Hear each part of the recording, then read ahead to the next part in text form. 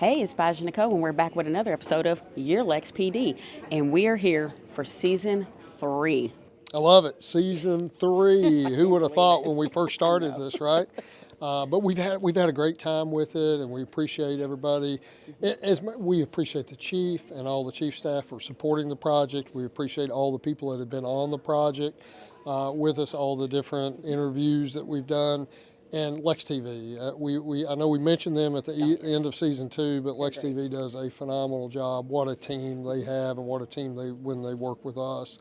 And we want to thank you, the viewers out there, everybody that's watching the show, all the comments that we get, the people that come up to us and say they watch it, we appreciate that. If you have any ideas on some of the episodes in the future that you'd like to see or things you want to learn more about, reach out to us and let us know, because this is about you and your LexPD and you learning about our agency and how we work together.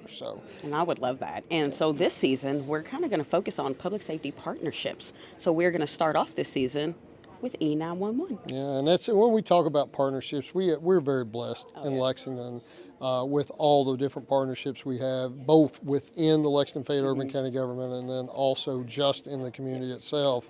All the folks and all the partnerships that we have, very, very important to make it all work together. And we're going to highlight some of the things in specialized units and so forth over the next few episodes and over the next season.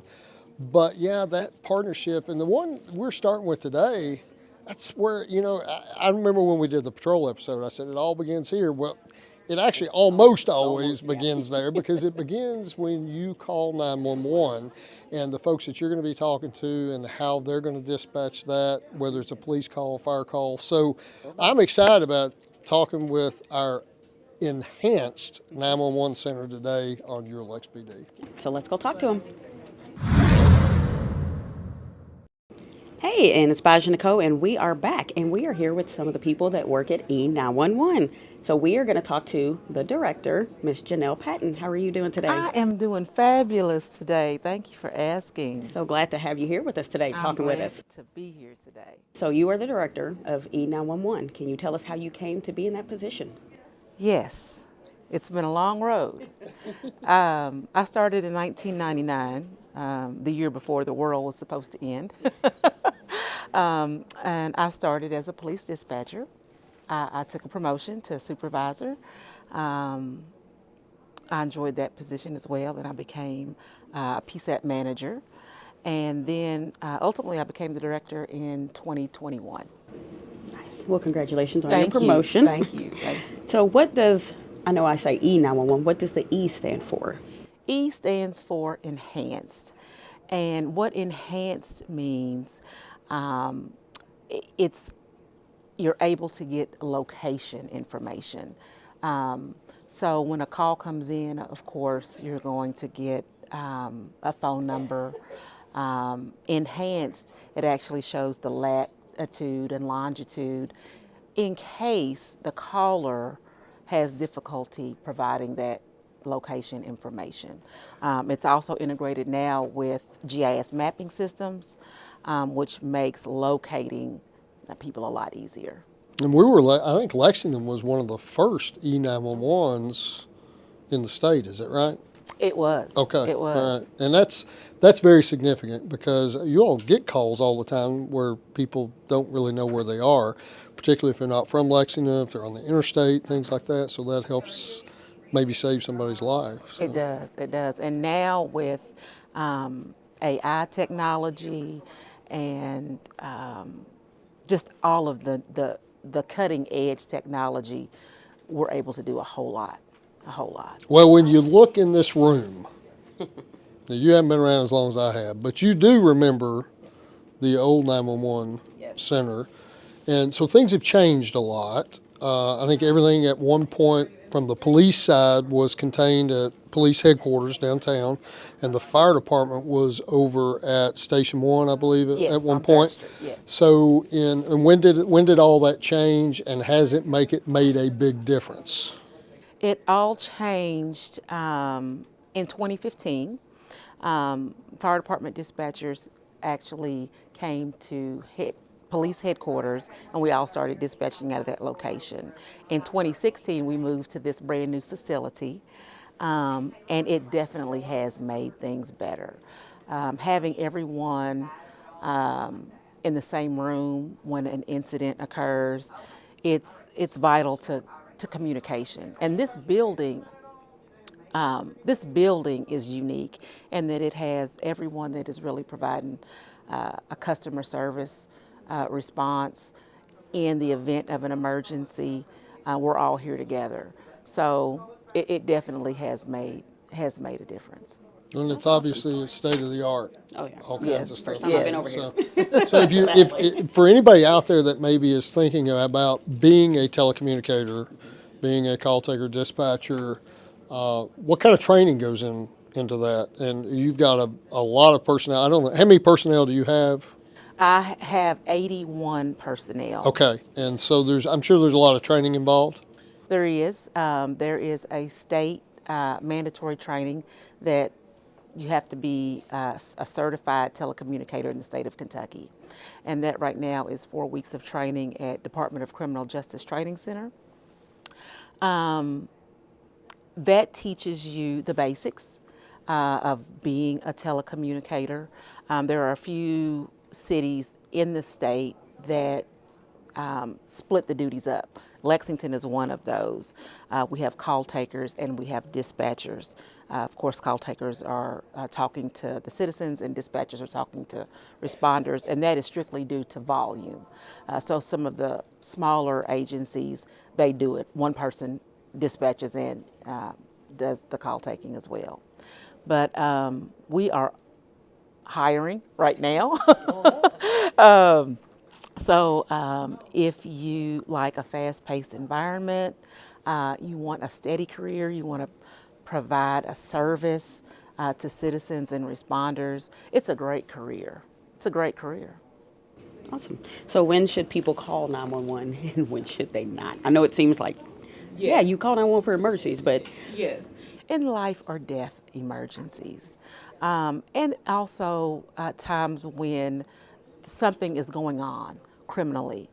Something is going on where harm can be done to an individual. You know, we always say, you know, if you see something, say something. If you feel like you need to call 911, definitely call. But if it's not an emergency, if it's for a report, if it's for some type of instruction or a question, there's other means that can be used, like the administrative number. And I've Not heard, emergency number. I've heard Yes. we would have people call, they're stuck in traffic, and they would call 911 and say, why am I stuck in traffic? That is not a reason to call 911. So That is true. so that was a good question as to why, right? But if you, and I always tell people when I'm at neighborhood meetings and so forth, if you have to stop and think, should I call the non-emergency or 911, just go ahead and call 911.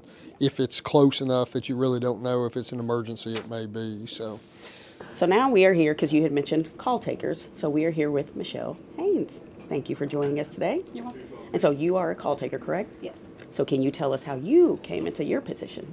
Okay, so I started in 2009. So I had a friend that was in dispatch and was like, you need to come work with me. So I came and listened with her, and it was a lot different and a lot of different variety that I didn't get in my other job.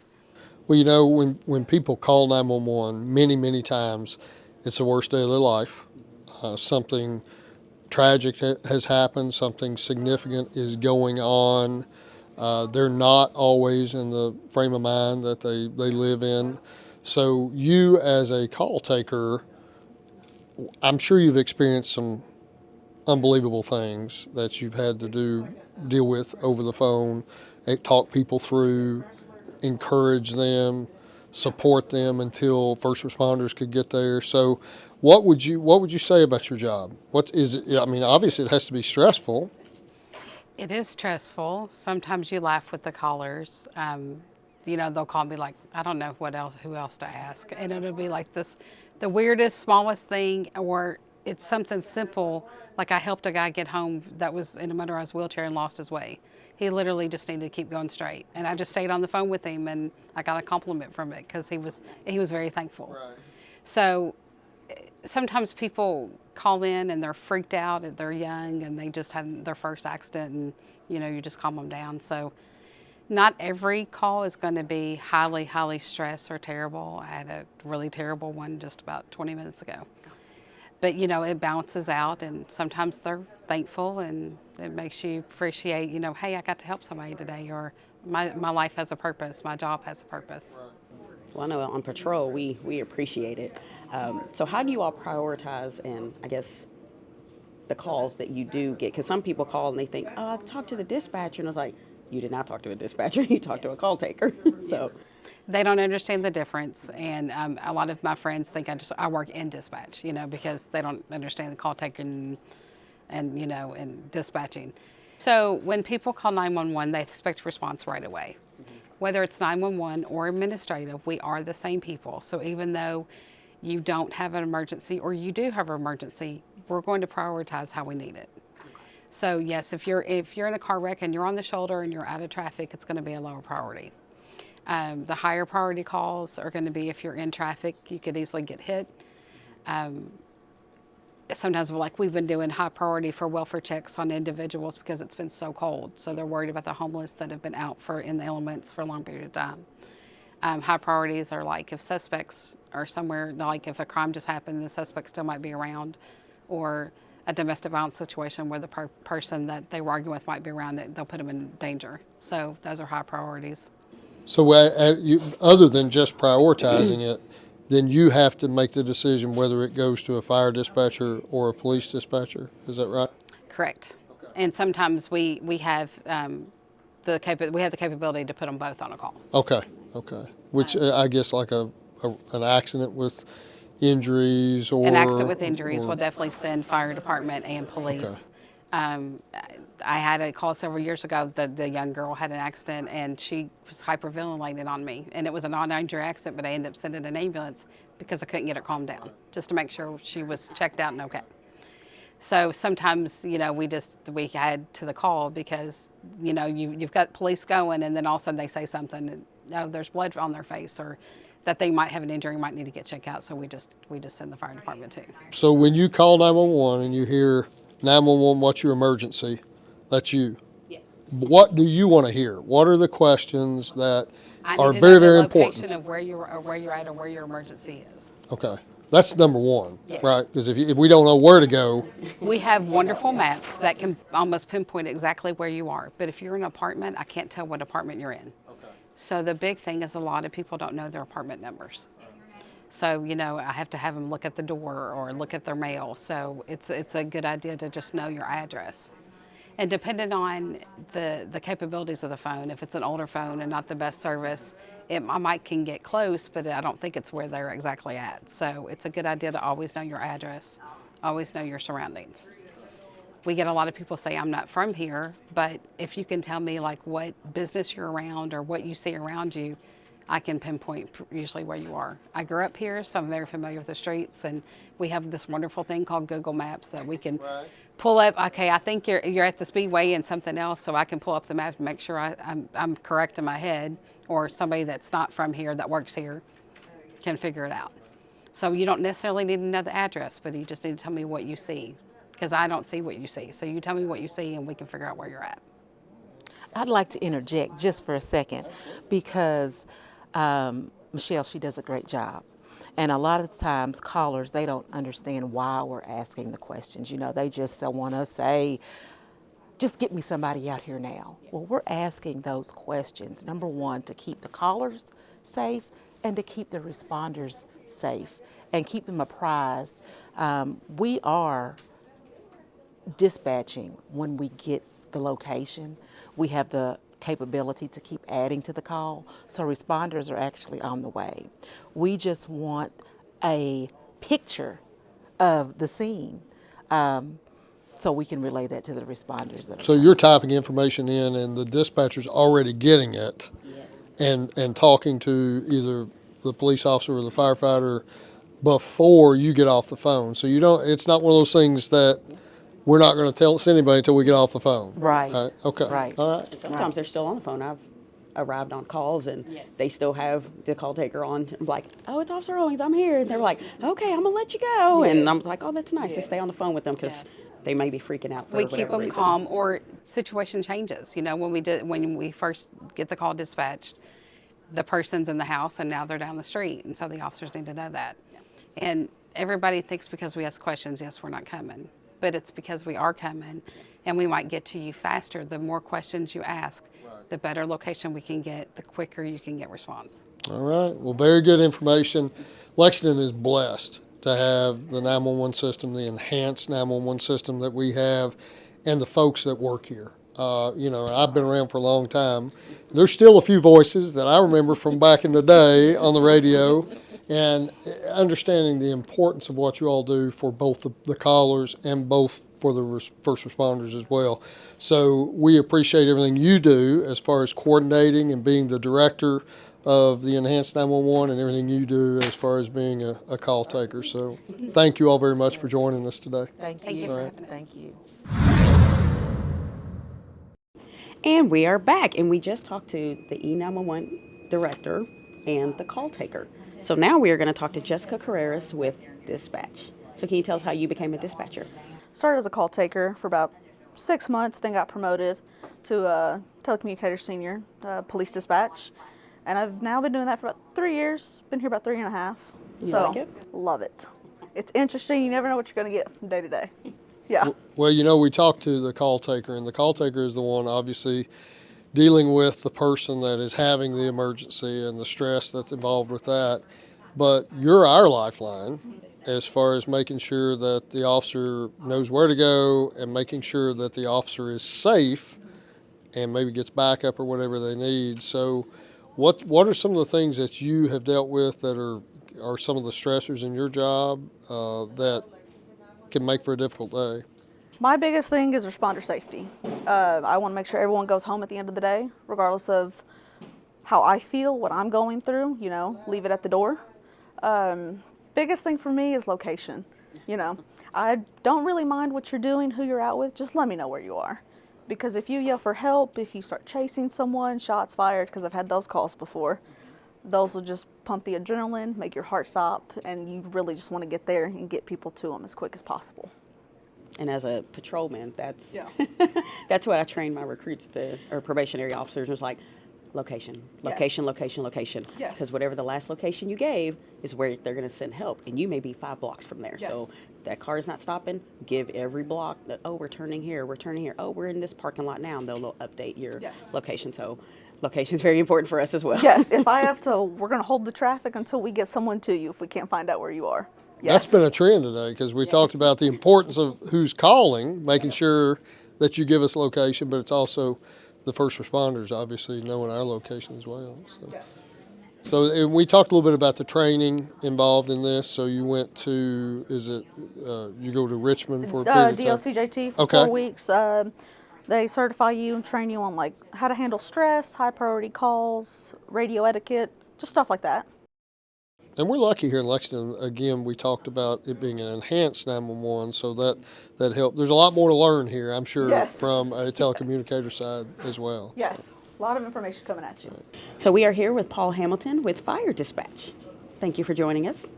Can you tell us how you came to be in your position? I came down and started working as a fire dispatcher, and I've been here for 10 years. All right, so we talked a little bit about what a police dispatcher does and the type of communications they deal with as far as working with the officers. So tell us a little bit about the fire department and what goes on with that after the call comes in to 911. I think they parallel quite a bit because we work hand in hand with the police dispatchers, but the big difference is every call for service that we get, we're going to dispatch on within 90 seconds. The same concerns, getting the information as to where we're going, if there are any responder safety issues, are there any firearms on scene, are there any knives, are there any biohazards there, you have gas situations. So most of the times in those priority calls, we'll have police going as well. So both Jessica and my job now becomes taking care of both sides of the equation. We have to communicate with her to make sure police officers are safety. She has to communicate with us to make sure our responders are safe. Well, and a lot of people, I'm not sure everybody understands that in Lexington, fire services are both the fire department and EC, emergency care units, which are ambulances. So you're dealing with both of those. Yeah, and one unique thing about Lexington, and I believe all of our engines have paramedics on it, and I think it's one of 5 cities in the United States that have paramedics on their engine. So if this is a critical situation like a chest pain, we're going to send an EC. We have 13 ECs spread throughout the county.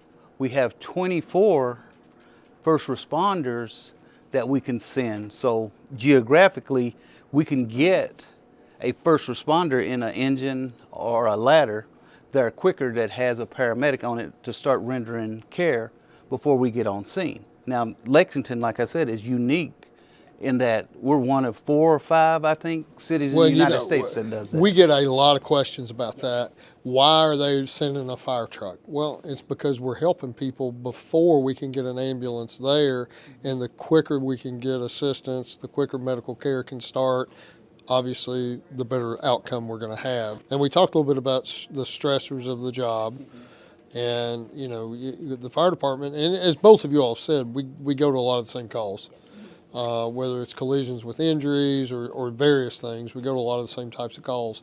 But what are some of the stressors that you deal with as far as from dispatching from the fire side? It's similar to Jessica. We want to know where you are. We are unique in that we have GPS, so we can see where their truck is. Right. At all times, we can zoom to them on the map. But sometimes when they go into buildings, my great stressor is silence. When I'm calling out on the radio and I don't get a response back. Sometimes, you know, they're in, you know, these big, you know, UK hospitals. Sometimes the radio's not going to work inside. Sometimes, you know, there's a lot going on at the scene, and I'll say, Jessica, hey, holler at your officers, have them check to make sure my responders are safety. She'll do the same thing. Hey, I can't reach them on the radio. Ask, you know, your responders if they see the officer and if he's okay. So in that regard, we have to really make sure we mesh what we do and communicate with whoever the dispatcher is that's on, has that sector that's on scene with our responders. Well, you know, I would like to say that we are a team. Absolutely. And the entire public safety community in Lexington is a team. Mm-hmm. And we all work together, we all have functions. And, you know, we appreciate, and the community appreciates what you all do as far as taking those calls all the way from the call taker into getting officers, getting the fire department on scene, making sure that the folks there are safe, making sure that we're safe. And so we appreciate everything you all do, and we want to thank you for joining us today. Well, thanks for thank having you. us. All right. Bige, it was so good talking to the folks at E911. I learned a lot, even being on patrol, how the Absolutely. setup is down here and everything. So. Yeah, and again, we're very fortunate in Lexington to have that enhanced 911 and having the people behind the phone calls, people behind the mics talking to us. Just great team down here at Communications. So the folks out there in Lexington are very fortunate, and we're very fortunate too as first responders. So And how important location is. absolutely. Don't forget that. So, Bige, what are we going to talk about next month? Well, the whole public safety team is a lot of different functions, a lot of different people. But the whole police team involves a lot of different people too. And you think about sworn uniformed officers and detectives and all when you think about the police department. But we have a whole lot of folks that are behind the scenes that do amazing work and so much for the police department. So next month we're going to be talking about some of our civilian personnel and some of the different functions they have. It may surprise a lot of folks, things that they do to help us and help the actual folks out in Lexington too from that perspective as opposed to just seeing the uniform. And then from there we got all kinds of different episodes, but I think that's so important to focus on those folks because they play a very, very key role. Yes, they do. So join us next month for another episode of Your LexPD.